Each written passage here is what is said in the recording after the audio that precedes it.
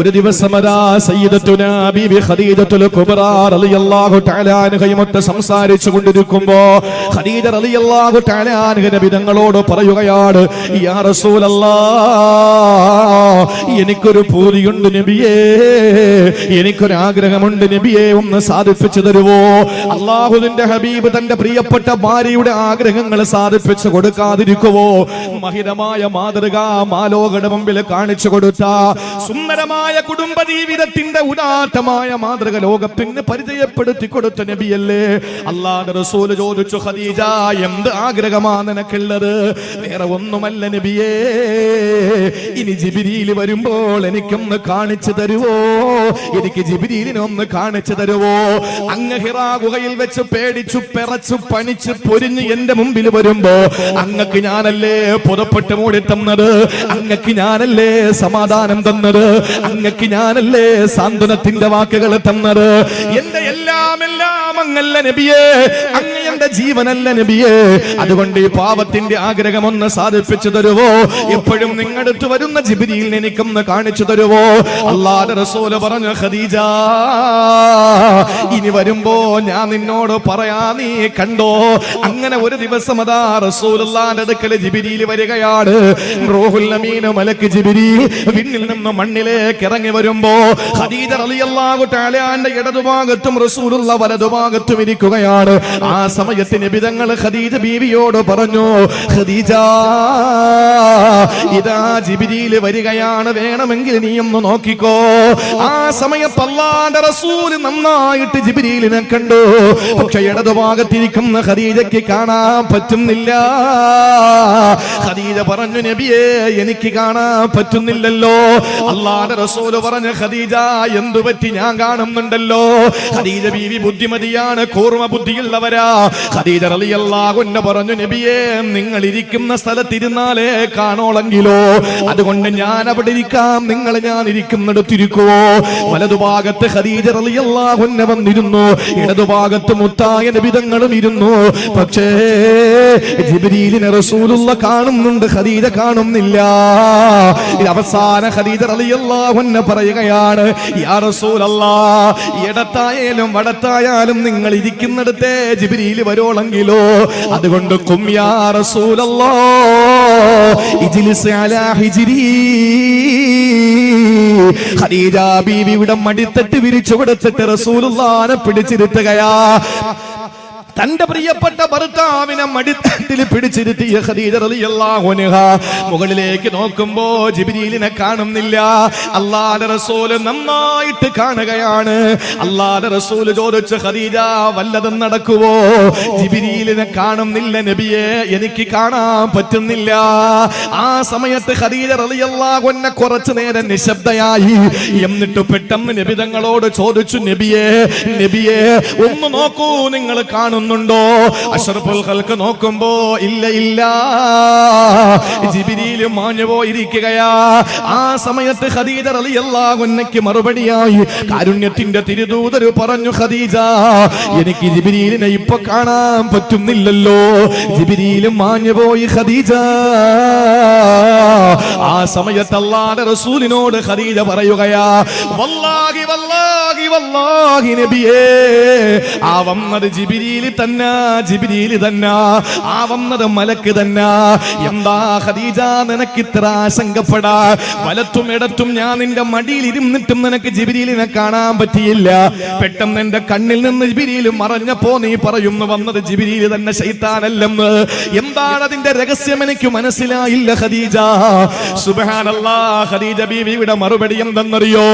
ചരിത്രങ്ങൾ ഇറങ്ങിക്കിടക്കുന്ന ആലുവയുടെ മണ്ണിൽ നിന്ന്, കേരളത്തിന്റെ മധ്യഭാഗമെന്ന് പറയപ്പെടുന്ന കൊച്ചിയിൽ നിന്ന്, എന്റെ പ്രിയപ്പെട്ടവരെ, ചുംബന സമരത്തിന്റെ നാട്ടിൽ നിന്ന്, ഏതെല്ലാ കോമാളിത്തരങ്ങൾ ഉണ്ടായാലും പ്രിയപ്പെട്ടവരെ, എല്ലാവരും ഉറ്റുനോക്കുന്നത് കൊച്ചിയും മറൈൻ ഡ്രൈവാണ്. എല്ലാവരുടെയും കണ്ണ് കൊച്ചിയിലേക്കാണ്.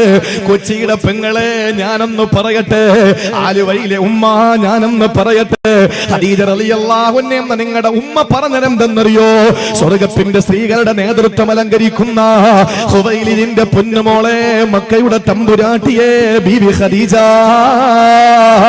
റളിയല്ലാഹു അൻഹ പറയുകയാണ്, നബിയെ ഒരു സ്ത്രീയായ എനിക്ക് കാണാൻ പറ്റാത്തതായിരിക്കാം, ഒരു പെണ്ണായ എനിക്ക് കാണാൻ പറ്റാത്തതായിരിക്കാം, അങ്ങ് പ്രവാചകനായതുകൊണ്ട് അല്ലാഹു അങ്ങക്ക് കാണിച്ചു തന്നതായിരിക്കാം.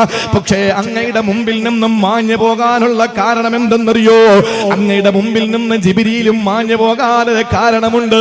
ഞാനൊരു ചെറിയ ടെസ്റ്റ് നടത്തി നബിയെ, വന്നത് ജിബ്രീലാണോ ശൈത്താനാണോ എന്നറിയാൻ വേണ്ടിയിട്ട് ഞാൻ എന്റെ തലയിലെ തട്ടമങ്ങ് മാറ്റി നബിയേ. കുറച്ചു മുടി ഞാൻ എടുത്തങ്ങ് പുറത്തിട്ടു റസൂലേ. ആ സമയത്ത് എന്റെ ഔറത്തങ്ങ് വെളിവായപ്പോ, എന്റെ ഒരു രോമം അങ്ങ് വെളിവായപ്പോ ജിബ്രീൽ മാഞ്ഞു പോയി നബിയേ, ജിബ്രീൽ മാഞ്ഞു പോയി നബിയേ. അവിടെ നിന്നുകൊണ്ട് ലോകത്തിന്റെ നായകന്റെ റിസാലത്തിന്റെ പൊൻചമ്പകപ്പോ ചുണ്ടനക്കയിട്ട് കാരുണ്യത്തിന്റെ തിരുദൂതര് ഇന്നേ വരെ തമാശയ്ക്ക് പോലും അസത്യത്തിന്റെ ലാഞ്ചന അതരങ്ങളിൽ നിന്ന് അടന്നു വീണിട്ടില്ലാത്ത ഹബീബായ നബി തങ്ങളുടെ പ്രഖ്യാപനം എന്തെന്നറിയോ? ഒരു പെണ്ണിന്റെ ഒരു രോമം ഔറത്താണ്. ആ ഔറത്തെങ്ങാനം വെളിവാക്കപ്പെട്ട് നടന്ന ആ പെണ്ണിനെ സംരക്ഷിക്കാൻ റഹ്മത്തിന്റെ മലക്ക് വരൂല. ഒരു പെണ്ണിന്റെ ഔറത്തെങ്ങാനം വെളിവായാൽ, ഔറത്ത് ഏതാണ് പെങ്ങള്? നിന്റെ ശരീരത്തിന്റെ മാംസളമായ ഭാഗം മാത്രമാണോ? അല്ല, നീ ഇഷ്ടപ്പെടുന്ന അല്ലെങ്കിൽ നിന്നെ മറ്റുള്ളവർ ഇഷ്ടപ്പെടുന്ന ശരീരത്തിന്റെ ഭാഗങ്ങളല്ല. നിന്റെ തലയിലെ ഒരു രോമം ഔറത്താണ്, ഒരു തലമുടി ഔറത്താണ്.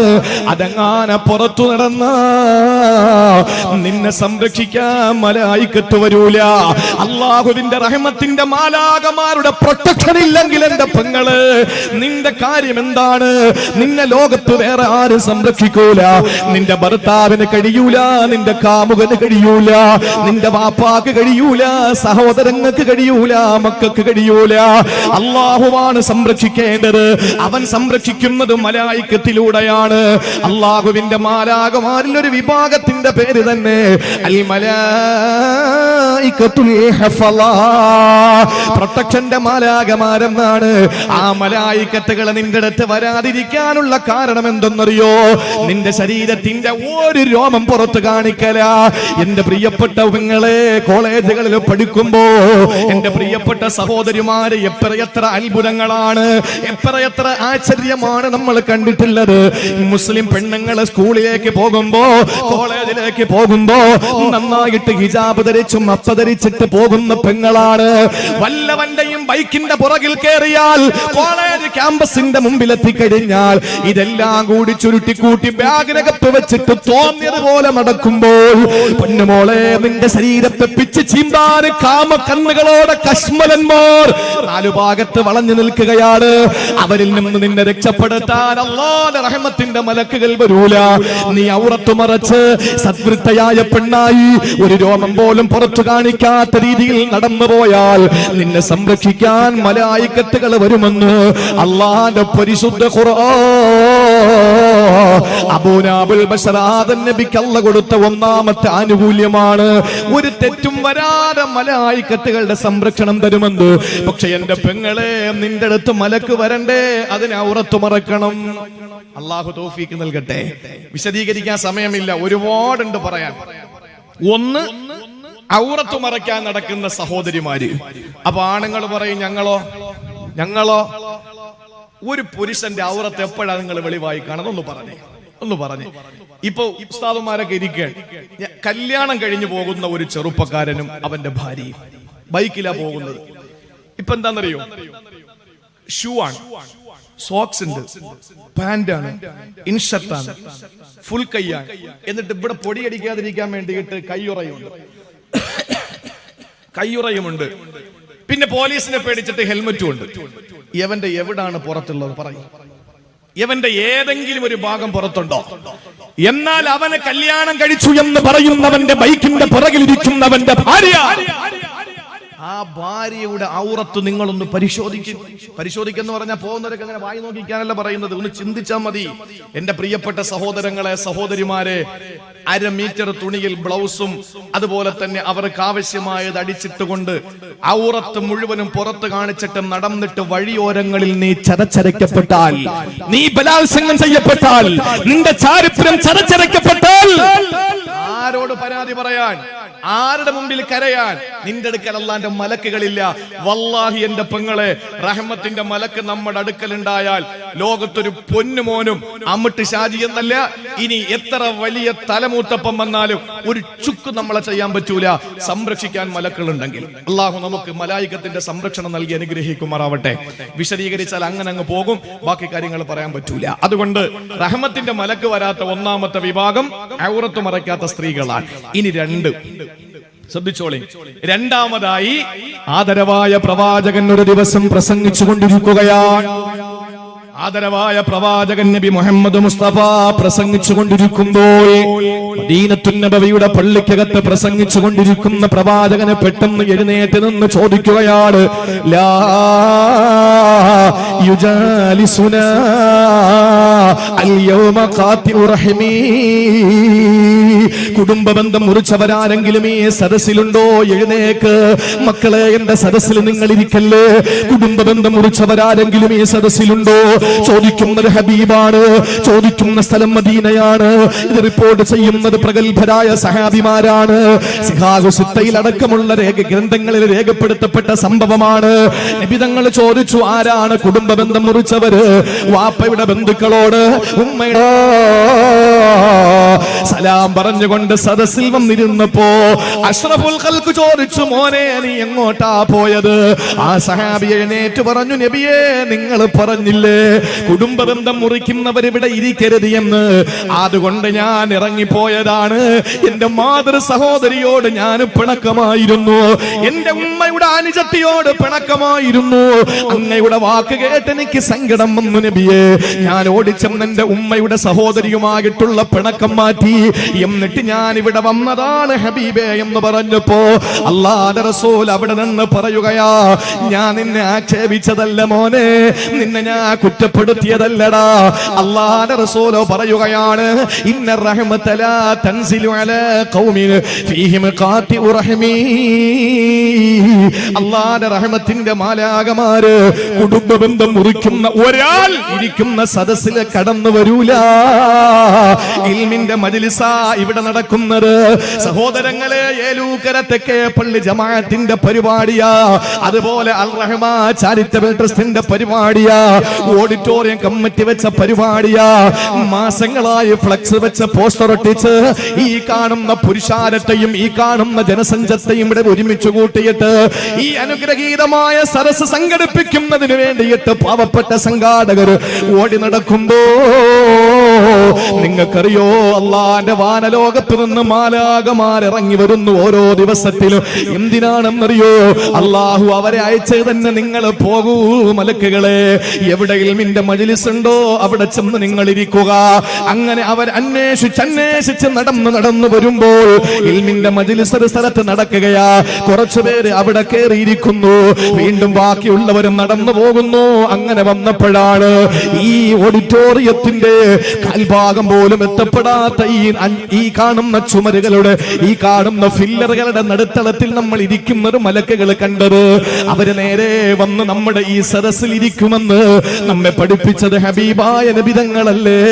പക്ഷെ അവരിങ്ങനെ വരുന്ന സമയത്ത് ഞാനോ ഈ സംഘാടകരോ എന്റെ പുറകിലിരിക്കുന്നവരോ മുന്നിലിരിക്കുന്ന ആണുങ്ങളോ ഇടത്തും വലത്തും ഇരിക്കുന്ന സ്ത്രീകളിലോ ഒരാൾ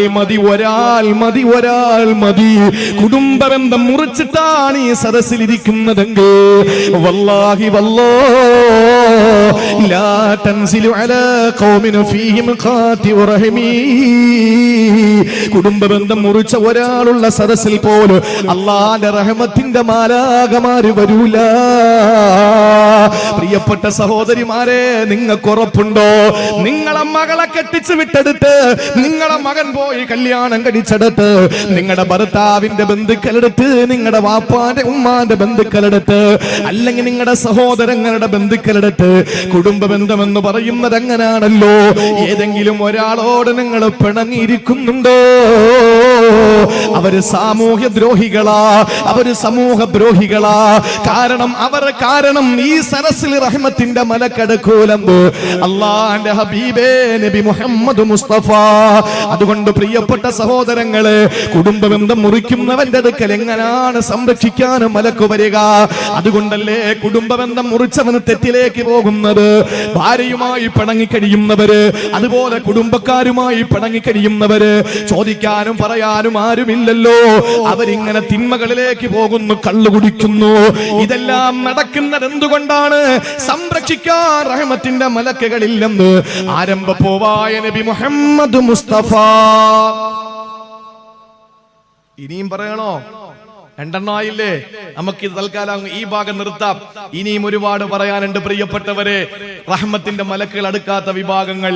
അല്ലാഹുവിന്റെ റസൂല് പറഞ്ഞൊരു മനുഷ്യന്റെ വായിൽ നിന്ന് കളവിന്റെ വാചകം വന്നാൽ എന്റെ സഹോദരിമാരൊക്കെ തയ്യാറായിരിക്കുകയാണ്. ഏപ്രിൽ മാസം രാവിലെ കൃത്യമായി 10 മണിക്ക് മുമ്പ് ഉള്ള കള്ളങ്ങൾ മൊത്തം പുറത്ത് ഛർദിക്കുന്ന ഒരു സമൂഹം നമ്മുടെ സഹോദരിമാരാണ്. ഭർത്താക്കന്മാർക്ക് ഇതൊന്നും അന്വേഷിക്കാനുള്ള സമയമില്ല. കാരണം അവര് ജീവിക്കാൻ വേണ്ടിയുള്ള നെട്ടോട്ടമാണ്, ഭാര്യയ്ക്കും മക്കൾക്കും അന്നം കൊടുക്കാനുള്ള അവരുടെ നെട്ടോട്ടമാണ്. അതിനിടയിൽ ശ്രദ്ധിക്കണമെന്നില്ല. സഹോദരിമാരാകുമ്പോ വേറെ ഒന്നും അറിയില്ല. അടുക്കളയിൽ കലണ്ടർ ഉണ്ട്, ഓരോന്നും പാല് വാങ്ങുന്ന കൃത്യമായ അളവനുസരിച്ച് കണക്കനുസരിച്ച് റൗണ്ട് ചെയ്ത് വരുമ്പോ ഏപ്രിൽ 1 ഇന്നാണ് പറ്റിയ അവസരം.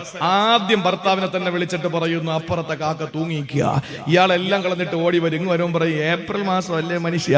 അപ്പൊ ഈ സഹോദരിക്ക് 10 മണിക്ക് വരെ അനുവാദം കൊടുത്തു എന്ന് അവര് സമ്മതിക്കുന്ന ഒരു വ്യക്തമായ ഒരു കാഴ്ചപ്പാട്. എന്റെ പ്രിയപ്പെട്ട സഹോദരിമാരെ, റഹ്മത്തിന്റെ മലക്കുകൾ 1 മൈൽ മാറി നിൽക്കുമെന്ന് നബി മുഹമ്മദ് മുസ്തഫ. നിങ്ങൾ ഉഷാറാവണം, നിങ്ങൾ സ്വലാത്ത് ചൊല്ലിക്കോളി, പൈസ ഒന്നും നിങ്ങൾ തരണ്ട. എന്റെ പ്രിയപ്പെട്ടവരെ, ഒരു കള്ളം ഒരാളുടെ വായിൽ നിന്ന് വീണാൽ, ഇപ്പൊ ഞാനൊരു കള്ളം ഇവിടെ വെച്ച് പറഞ്ഞാൽ എന്റെ അടുത്ത് സംരക്ഷിക്കാൻ വേണ്ടി അള്ളാഹു നിയോഗിച്ച മലക്ക് 1 മൈൽ മാറി നിൽക്കുമെന്ന് ഹബീബായ നബി മുഹമ്മദ് മുസ്തഫ. 1 മൈൽ എന്ന് പറഞ്ഞാൽ എത്ര കിലോമീറ്ററാ? പ്രായമുള്ളവർക്ക് അറിയാം. 1 മൈൽ എന്ന് പറഞ്ഞാൽ 1.5 കിലോമീറ്റർ അല്ലേ? അല്ലെങ്കിൽ പറയും, എനിക്കറിയില്ല, ഞാൻ പഠിച്ച അങ്ങനെയാണ്, ആണല്ലോ. 1 മൈൽ എന്ന് പറഞ്ഞാൽ 1.5 കിലോമീറ്റർ. അപ്പൊ ഇവിടെ നിന്ന് ഏകദേശം എവിടം വരെ ഉണ്ടാവും?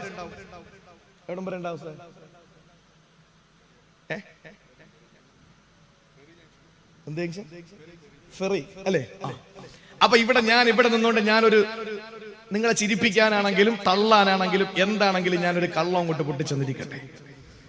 എന്നാൽ ഇവിടെ എന്റെ അള്ളാഹു എനിക്ക് തന്ന ഒരു മലക്ക് ഫെറി അല്ലേ, ഫെറി ജംഗ്ഷൻ, അവിടം വരെ മാറി നിൽക്കുമെന്ന് നബി മുഹമ്മദ് മുസ്തഫ. എന്താ കാര്യം എന്നറിയോ? കളവ് പറയുന്നവന്റെ വായിൽ നിന്നടിക്കുന്ന കളവിന്റെ ദുർഗന്ധം. ആ ഒരൊറ്റ കാരണം കൊണ്ട് അല്ലാഹുവിന്റെ റസൂല് പറയുന്നു, മലക്കുകൾ മാറിപ്പോകുമെന്നാണ്. അപ്പം നിരന്തരം വാ തുറന്ന കള്ളം പറഞ്ഞ് നടക്കുന്നവന്റെ അവസ്ഥ ഒന്ന് ആലോചിച്ച് നോക്ക്. നിരന്തരം കള്ളം പറയാണ്. കളവിന്റെ ഒരു ഘോഷയാത്ര തന്നെ ദിവസം പറയുന്നവർക്ക് എങ്ങനെയാണ് റഹ്മത്തിന്റെ മലക്ക് സംരക്ഷിക്കാനുള്ളത്? ഇങ്ങനെ പറഞ്ഞു പോയാൽ ഒരുപാടങ്ങ് പറയേണ്ടി വരും പ്രിയപ്പെട്ട സഹോദരങ്ങളെ. അതുകൊണ്ട് അല്ലാഹുവിന്റെ റഹ്മത്തിന്റെ മലക്കുകൾ സന്ദർശനം നടത്തുന്ന വീടുകളായി നമ്മുടെ വീടുകൾ മാറണം. അല്ലാഹു തൗഫീഖ് നൽകി അനുഗ്രഹിക്കുമാറാവട്ടെ. കൂട്ടത്തിൽ ഞാൻ ഒന്നുകൂടെ പറയാം. ഇവിടെ 3 ഉസ്താദുമാരുടെ ഫോട്ടോ വെച്ചിട്ടുണ്ട്, പുറകിൽ വേറൊരു ഉസ്താദിന്റെയും കുറച്ച് ആളുകളുടെ ഫോട്ടോയും വെച്ചിട്ടുണ്ട്. ഞാൻ ആവർത്തിച്ചു പറയാണ്, അതിൽ നമ്മുടെ ഫോട്ടോ വെച്ചത് കൊണ്ട് മതത്തെ വളച്ചൊടിക്കാൻ ഞാനില്ല. ഞാൻ പറയുകയാണ്, ഫോട്ടോ ഉള്ള വീട്ടിൽ, ഫോട്ടോ ഉള്ള ഒരു പ്രദേശത്ത് ഒരിക്കലും റഹ്മത്തിന്റെ മലക്കുകൾ അടുക്കൂല. ഫ്ലക്സുകളൊക്കെ ഞാൻ നമ്മളെ തന്നെ കുറ്റപ്പെടുത്തിയ ഒരു കാര്യം പറഞ്ഞോട്ടെ. ഇപ്പൊ ഫ്ലക്സ് അടിക്കുന്ന പൈസ കൊടുത്തിട്ട് ഫോട്ടോ ഒക്കെ വെച്ചിട്ട് ഫ്ലക്സ് നന്നായിട്ട് ഏറ്റവും നല്ല ഫോട്ടോ നോക്കും. യൂട്യൂബിലും അതുപോലെ നമ്മുടെ നെറ്റിലൊക്കെ ഏറ്റവും നല്ല ഫോട്ടോ നോക്കും. കാരണം ഫോട്ടോ കണ്ടിട്ടാണ് ആളുകൾ പ്രസംഗത്തിന് വരുന്നതെന്നാണ് ചിലരുടെ ധാരണ. ഇവിടെ അങ്ങനെയൊന്നുമില്ല, നിങ്ങൾക്ക് അങ്ങനെയൊന്നുമില്ല. കാരണം നമ്മളൊക്കെ ഒരുപാട് പരിചയമുള്ളവരാ. ചില സ്ഥലങ്ങളിൽ അങ്ങനെയാണ്. അപ്പൊ ചിലര് ഫോട്ടോ കണ്ടിട്ട് പറയും, ഉസ്താദേ ആ ഫോട്ടോ ഒരു ലുക്കില്ല, ഒരു കാഞ്ഞ ലുക്ക, അതുകൊണ്ട് നല്ലൊരു ഫോട്ടോ അയക്കി എന്ന് പറയുന്ന സംഘാടകരുണ്ട്. ഇവിടെ ഗമ വരട്ടെ എന്ന് പറഞ്ഞിട്ട് ഇങ്ങനെയൊക്കെ വാങ്ങി അടിക്കുന്നത്. പരിപാടി കഴിഞ്ഞാൽ പിന്നെ ഇവിടെ പരിപാടി എന്താണെന്നറിയാമോ? ഈ ഫ്ലക്സ്. ഞാനൊരു വയലിന് പോയൊരു പാവപ്പെട്ട ഒരു നാട്ടിലാണ്. അപ്പോ ഞാൻ പറഞ്ഞു എനിക്കൊന്ന് യൂറിൻ പാസ് ചെയ്യണം പ്രസംഗത്തിന് പോകുന്നതിന് മുമ്പ്. അങ്ങനെ ഞാൻ അവിടുത്തെ ബാത്റൂമിൽ പോയി. ബാത്റൂമിൽ പോകുമ്പോൾ ഉണ്ട്, ഞാൻ ഉസ്താദിന്റെ പേരൊന്നും പറയൂല, കേരളത്തിലെ പ്രഗത്ഭനായ ഒരു ഉസ്താദിന്റെ ഫോട്ടോ ആണ്, ആ ഫ്ലക്സ് ആണ് ബാത്റൂമിന്റെ ഡോർ ഇട്ടിരിക്കുന്നത്. ബാത്റൂമിന്റെ ഡോറ് ഇട്ടിരിക്കുന്നത് ആ ഫ്ലക്സിലാണ്. അപ്പൊ നിങ്ങളെ നാക്ക് ആ ഫ്ലക്സ് ആണ് കൊണ്ടുവന്ന് ഡോർ ഇട്ടിരിക്കുന്നത്. എന്റെ പ്രിയപ്പെട്ടവരെ, ഞാൻ പറയാണ്, റഹ്മത്തിന്റെ മലക്കുകൾ അടുക്കൂല. ഒരു കാരണവശാലും ഇനി പ്രഭാഷകനെന്നല്ല, കേരളം മുഴുവനും ആദരിക്കുന്ന സമസ്ത കേരള ജംഇയ്യത്തുൽ ഉലമയുടെ കർമ്മധീരനായ പ്രസിഡന്റ് സയ്യിദുൽ ഉലമാ ജിഫ്രി മുത്തുക്കോയ തങ്ങളുടെ ഫോട്ടോ വെച്ചാൽ അവിടെ റഹ്മത്തിന്റെ മലക്കെടുക്കുമോ? സമസ്ത കേരള സുന്നി പ്രസ്ഥാനത്തിന്റെ secretary Kanthapuram A P Aboobacker ഉസ്താദിന്റെ ഫോട്ടോ വെച്ചാൽ അവിടെ റഹ്മത്തിന്റെ മലക്കിൽ എടുക്കുമോ? ദക്ഷിണ കേരള ജംഇയ്യത്തുൽ ഉലമയുടെ കർമ്മധീരനായ പ്രസിഡന്റ് ബഹുമാനപ്പെട്ട ചേലക്കുളം അബുൽ ബുസ്റാ ഉസ്താദിന്റെ ഫോട്ടോ വെച്ചാൽ അവിടെ റഹ്മത്തിന്റെ മലക്കുകൾ എടുക്കുമോ? സംസ്ഥാന കേരള ജംഇയ്യത്തുൽ ഉലമയുടെ സെക്രട്ടറിയായ നമ്മുടെ വീടിന്റെ മുമ്പിൽ വെച്ചിട്ട് മറന്നു പോകാതിരിക്കാൻ വേണ്ടിയിട്ട് നമ്മൾ വെച്ചാൽ ആ വീട്ടിൽ എങ്ങനെയാണ് പൊന്നുമോളെ റഹ്മത്തിന്റെ മലക്കുകൾ എടുക്കുക? ഇതൊക്കെ തോന്നുന്നുണ്ടോ? ഒരിക്കലുമില്ല പ്രിയപ്പെട്ട സഹോദരങ്ങളെ. അതുകൊണ്ട് ഞാൻ പറയാണ്, എന്റെ പ്രിയപ്പെട്ടവരെ, റഹ്മത്തിന്റെ മലക്കെടുക്കാത്ത കുറെ വിഭാഗങ്ങളുണ്ട്. മറ്റൊരു കാര്യമാണ്, വീട്ടിൽ പട്ടി വളർത്തുന്നുണ്ടെങ്കിൽ ഞാൻ അത് പറഞ്ഞാൽ വിശാലമായി അങ്ങനെ പറഞ്ഞു പോകും. ഒരു ദിവസം ആയിഷ ബീവി റളിയല്ലാഹു അൻഹ റിപ്പോർട്ട് ചെയ്യുകയാണ്, അള്ളാഹുവിന്റെ റസൂൽ കയ്യിലിരിക്കുന്ന വടി കൊണ്ട് നിലത്ത് ഇങ്ങനെ അടിക്കാൻ ദേഷ്യം വന്നിട്ട് നബിതങ്ങൾ ഇങ്ങനെ അടിക്കാൻ, വീട്ടിനകത്തിരുന്നിട്ട് എന്തോ ഒരു ഹാലും മറിഞ്ഞിട്ട് നബിതങ്ങൾ നിലത്ത് ഇങ്ങനെ വടി കൊണ്ട് അടിക്കാൻ. ആയിഷ ബീവിക്ക് അറിയാം, കാരണം നബിതങ്ങൾക്ക് ദേഷ്യം വരുമ്പോൾ ഈ രണ്ട് പുരികത്തിനിടയിലുള്ള നെറ്റിത്തടത്തിലെ ഒരു ഞരമ്പ് ഇങ്ങനെ ഊതി വീർത്തു വരും. മുഹമ്മദ് മുസ്തഫ സല്ലല്ലാഹു അലൈഹി വസല്ലമ തങ്ങൾക്ക് നമ്മൾ പഠിക്കണം പ്രിയപ്പെട്ടവരെ. നബിതങ്ങളുടെ എല്ലാ രീതിയും പഠിക്കണം. നബിതങ്ങളുടെ ശൈലി മൊത്തം ശമായിലും തുർമുദി പോലുള്ള ഗ്രന്ഥങ്ങളിൽ രേഖപ്പെടുത്തിയിട്ടുണ്ട്. എന്റെ പ്രിയപ്പെട്ട ഉസ്താദുമാര് വനിതാ ക്ലാസുകളിലും അതുപോലെ ജുമഅയ്ക്കുമൊക്കെ, ഇപ്പൊ എല്ലാ ജുമഅയ്ക്കും നമ്മുടെ പൗരത്വവുമായി ബന്ധപ്പെട്ട വിഷയങ്ങളാണ്. ഇപ്പൊ കയറി നിസ്കാരം പറയുന്നവനെ ഓടിച്ചിട്ടെറിയേണ്ട സമയം കഴിഞ്ഞു. കാരണം ഇപ്പൊ ജനങ്ങൾക്ക് പൗരത്വം എന്താണെന്ന് പഠിപ്പിച്ചു കൊടുക്കണം, അതാണ് അത്യാവശ്യം. അഫ്ദലുൽ ഇൽമുൽ ഹാലാണ്. ഇതൊക്കെ കഴിയുമ്പോ എല്ലാവർക്കും ഒന്ന് പറഞ്ഞു കൊടുക്കണം. ഇമാമിങ്ങൾ പറയുന്നുണ്ട്, എന്നെക്കാളും പ്രഗത്ഭരായ ഉസ്താദുമാരാണ്, പ്രഭാഷകരാണ്. എന്റെ പ്രിയപ്പെട്ട സഹോദരങ്ങളെ, നബിതങ്ങളുടെ ശൈലി, രൂപലാവണ്യം നമ്മളൊന്ന് പഠിക്കണ്ടേ? നെറ്റിത്തടത്തിൽ ഒരു ഞരമ്പുണ്ട്, അത് ദേഷ്യം വരുമ്പോഴിങ്ങനെ ഊതി വീർത്ത്, നമ്മളെന്താ പറയാ, ഞരമ്പ് പെടച്ചു വരിക എന്ന് പറയില്ലേ, ഞരമ്പ് പെടച്ചു വരിക, അങ്ങനെ പെടച്ചു വരും. അപ്പോഴായിഷ ബീവിക്കറിയാം നബിതങ്ങൾക്ക് എന്തോ ദേഷ്യം വരുന്നുണ്ട്. അങ്ങനെ ഞരമ്പ് പെടച്ചിട്ട് വടിയെടുത്ത് നിലത്ത് ഇങ്ങനെ അടിച്ചടിച്ച് നബിതങ്ങൾ ഇരിക്കാൻ. അപ്പൊ ആയിഷ ബീവി പതുക്കെ ചോദിച്ചു, യാ റസൂലല്ലാഹ്, എന്തു പറ്റി? എന്റെ പൊന്നിന് എന്തു പറ്റി? നബിക്ക് എന്തു പറ്റി? ആ സമയത്താണ് ആയിഷ റളിയല്ലാഹു അൻഹയോട് അല്ലാഹുവിന്റെ റസൂല് പറഞ്ഞു, ആയിഷ, ജിബ്രീൽ വരാമെന്ന് പറഞ്ഞ സമയം കഴിഞ്ഞു മോളെ, കാണുന്നില്ലല്ലോ, എന്നോട് പിണങ്ങിയോ? എന്നോട് പിണക്കമാണോ എന്റെ ജിബ്രീലിന്? അല്ലാഹു എന്നോട് പിണങ്ങിയോ? ജിബ്രീൽ വരുന്നില്ല. കുറെ നേരം നിശബ്ദമായിരിക്കുന്ന അന്തരീക്ഷത്തിൽ നബിതങ്ങൾ പെട്ടെന്ന് റൂമിലേക്ക് കടന്നു ചെന്നു. എന്നിട്ട് നോക്കുമ്പോൾ സുബ്ഹാനല്ലാഹ്, വീടിന്റെ മൂലയ്ക്കത് ഒരു ചെറിയ നായക്കുട്ടി കിടക്കുകയാ, ഒരു ചെറിയ പട്ടിക്കുട്ടി കിടക്കുകയാ. അതിനെ ഹബീബായ നബിതങ്ങൾ എടുത്തിട്ട് നേരെ പുറത്തു കൊണ്ടുവന്നാക്കി. അതിനുശേഷം അതാ റൂഹുൽ അമീനെ മലക്ക് ജിബ്രീൽ അലൈഹിസ്സലാം ഇറങ്ങി വരികയാ. അല്ലാഹുവിന്റെ ഹബീബിന്റെ സമാധാനത്തിന്റെ നിമിഷങ്ങളെ സമ്മാനിക്കുക. ഇവിടെ നോക്കണേ, പട്ടിയുള്ള വീട്ടിൽ റഹ്മത്തിന്റെ മലക്ക് വരൂല. പട്ടികളെ വീട്ടിൽ നിന്ന് ഇറക്കൂ പ്രിയപ്പെട്ടവരെ. ജീവി എന്നതാണ്, ജീവി തന്നെയാണ്. പട്ടിക്ക് വെള്ളം കൊടുക്കണം, പട്ടിക്ക് തീറ്റ കൊടുക്കണം, പട്ടിയെ നമ്മൾ ഉപദ്രവിക്കണ്ട. പക്ഷേ പട്ടിയെ വീട്ടിൽ വളർത്താൻ കൊള്ളില്ലെന്ന് ഞങ്ങളെ പഠിപ്പിച്ച ഞങ്ങളുടെ ഹബീബാണ്. പ്രിയപ്പെട്ട സഹോദരങ്ങളെ, കാര്യം എന്തെന്നറിയോ? റഹ്മത്തിന്റെ മലക്കുകളാ ഭവനത്തിൽ വരൂല. എന്നാൽ പട്ടിയെ കാണുന്നിടത്ത് വെച്ച് എറിഞ്ഞു കൊല്ലണോ? ഇല്ല ഇല്ല. ഒരു വേശ്യാ പെണ്ണല്ലേ, വേശ്യാവൃത്തി കഴിഞ്ഞിട്ട് അഭിസാരികയായ പെണ്ണ്, വേശ്യവൃത്തി ചെയ്യുന്ന പെണ്ണ്, ശരീരം കച്ചവടം ചെയ്യുന്ന പെണ്ണ്, മാംസം കച്ചവടം ചെയ്യുന്ന പെണ്ണ്, ആ പെണ്ണ് 4 കൂലി വാങ്ങിയിട്ട് തന്റെ ശരീരം ചെറുപ്പക്കാർക്ക് കൊടുക്കുന്ന പെണ്ണ്. ആ പെണ്ണതാ അവളുടെ അവളുടെ പ്രവൃത്തിയിൽ നിന്ന് മടങ്ങി വരുമ്പോൾ ഒരു നായ നാവ് നീട്ടിയിട്ട് കിണറിന്റെ 4 ഭാഗത്ത് ഇങ്ങനെ നടക്കുകയാണ്. ആ പെണ്ണിന്റെ തോളപ്പ് കിടന്ന തട്ടം വലിച്ചു കീറി കയറാക്കി, അവളുടെ കാലിൽ കിടന്ന ഷൂ വലിച്ചു ഊരിയിട്ട് തൊട്ടിയാക്കി, അതിനെ കിണറിലേക്ക് ഇറക്കിയിട്ട് വെള്ളം കോരി ആ നായയുടെ തൊണ്ടക്കുഴിയൊന്ന് നനച്ചു കൊടുത്തപ്പോ പെണ്ണ് സ്വർഗത്തിന്റെ ഉന്നതമായ പദവിയിലെത്തിയെന്ന് സ്വർഗത്തിന്റെ താക്കോല് സൂക്ഷിപ്പുകാരാ മുഖ്ബിറേ സാദിഖ് നബി മുഹമ്മദ് മുസ്തഫ. ജീവികളോട് കരുണ കാണിക്കണം. അത് പശുവിനോടും അങ്ങനെ തന്നെ, പശുവിനോടും അങ്ങനെ തന്നെ. നമ്മൾ പശുവിനോടും കരുണ കാണിക്കുന്നവരാണ് അല്ലേ? അതുകൊണ്ട് നമ്മളെ ജീവകാരുണ്യത്തിൽ നമ്മളെ കവച്ചു വെക്കാൻ ലോകത്തൊരാളുമില്ല. അത് മനുഷ്യന് മാത്രമല്ല, പച്ചക്കരളുള്ള ഏത് ജീവിയോടും നമ്മൾ കാണിക്കുന്ന അനുകമ്പ അങ്ങനെ തന്നെയാണ്. ചുരുക്കി പറഞ്ഞാൽ, നായ നമ്മുടെ വീട്ടിൽ വളർത്തിക്കഴിഞ്ഞാൽ എന്റെ പ്രിയപ്പെട്ടവരെ വെള്ളം കൊടുത്തോളി, നിങ്ങൾ ചാപ്പാട് കൊടുത്തോളി. ഇനിയിപ്പോ നമ്മൾ തിന്നിട്ടെറിയുന്ന ചിക്കന്റെ കാല് അത് കടിച്ചു പിടിക്കുന്ന കണ്ടിട്ട് ചേട്ടാ പട്ടി ഇങ്ങോട്ട് കൊണ്ടുപോടാ എന്ന് പറഞ്ഞിട്ട് പട്ടിയുടെ മോനെ എന്നും പറഞ്ഞ് വിളിച്ചിട്ട് അവനെ പിടിച്ചു വാങ്ങിക്കൊന്നും വേണ്ട, അതൊന്നും വേണ്ട, അത് തിന്നോട്ടെ. പക്ഷെ നമ്മൾ മനസ്സിലാക്കാനുള്ളത് റഹ്മത്തിന്റെ മാലാകമാർ അടുക്കാത്ത കുറെ വിഭാഗങ്ങളുണ്ട്. ആ റഹ്മത്തിന്റെ മാലാകമാർ അടുക്കാത്തവരായി നമ്മൾ മാറിയാൽ നമ്മളെ തെറ്റിൽ നിന്ന് പിന്തിരിപ്പിക്കാൻ ആരും ഉണ്ടാവൂല. അങ്ങനെയാണ് നമ്മൾ തെറ്റുകൾ ചെയ്യുന്നത്. അള്ളാഹു മനസ്സിലാക്കാൻ നമുക്ക് തൗഫീക്ക് തരട്ടെ. ഇനി ഞാനത് വിശദീകരിക്കുന്നില്ല.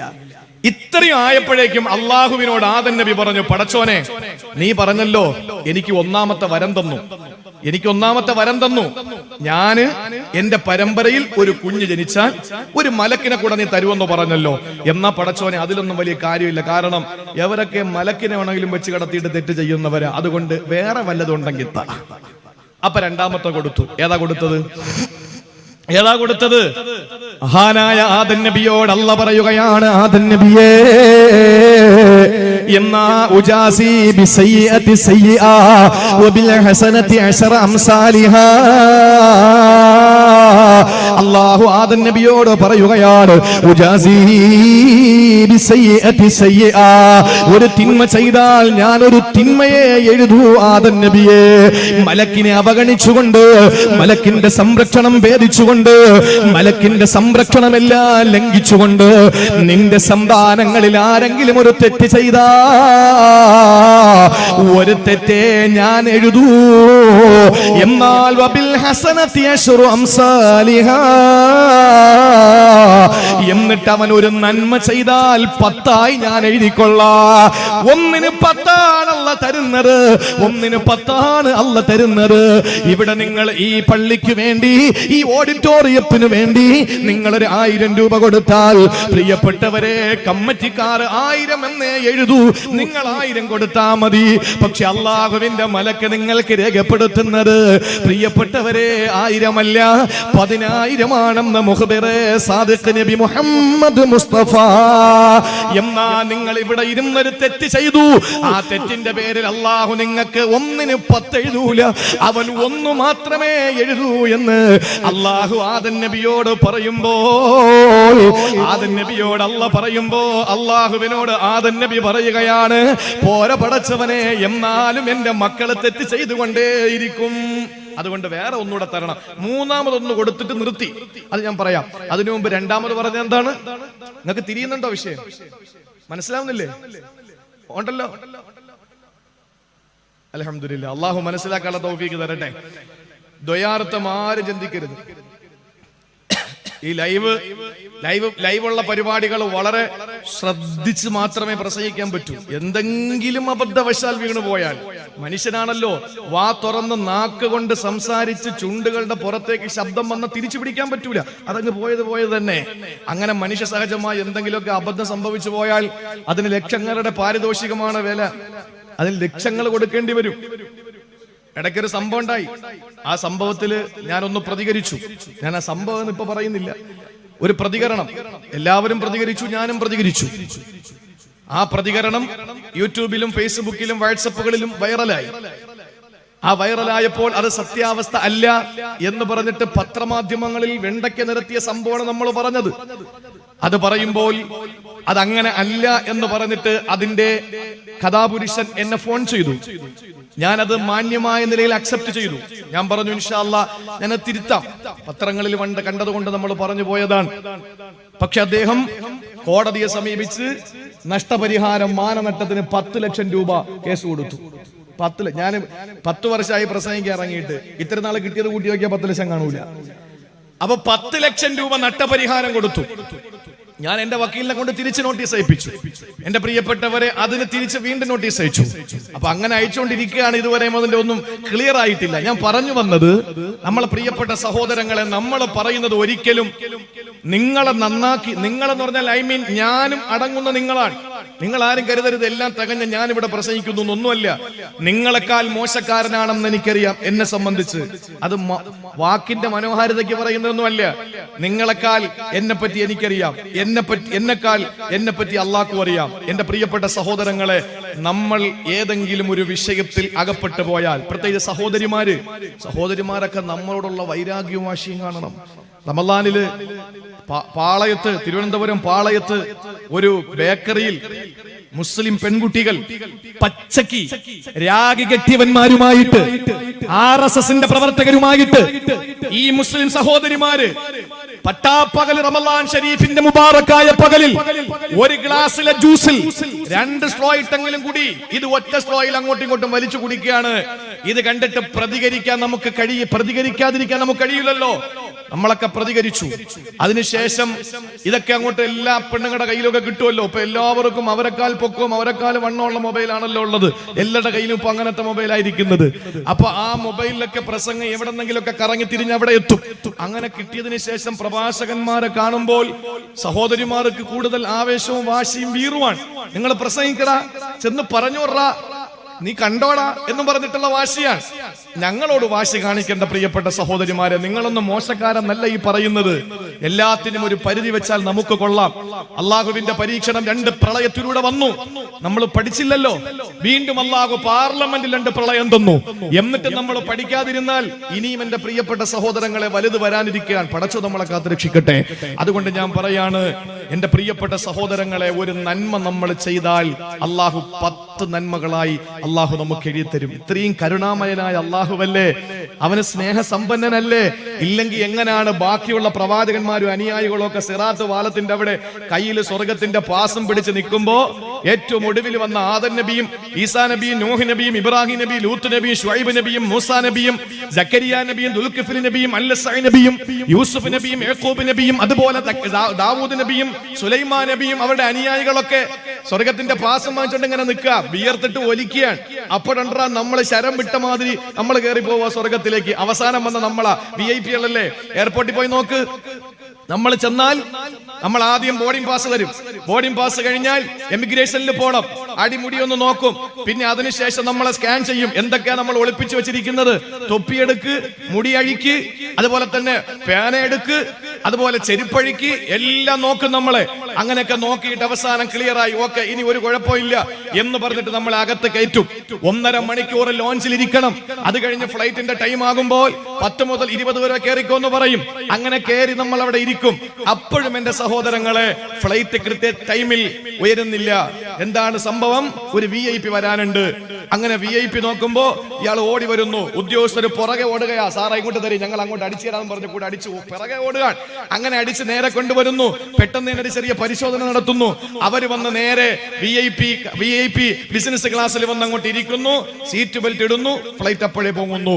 ഇത് മുഖ്യമന്ത്രിയാകാം, രാഷ്ട്രപതിയാകാം, ഗവർണറാകാം, MP ആരും ആകാം.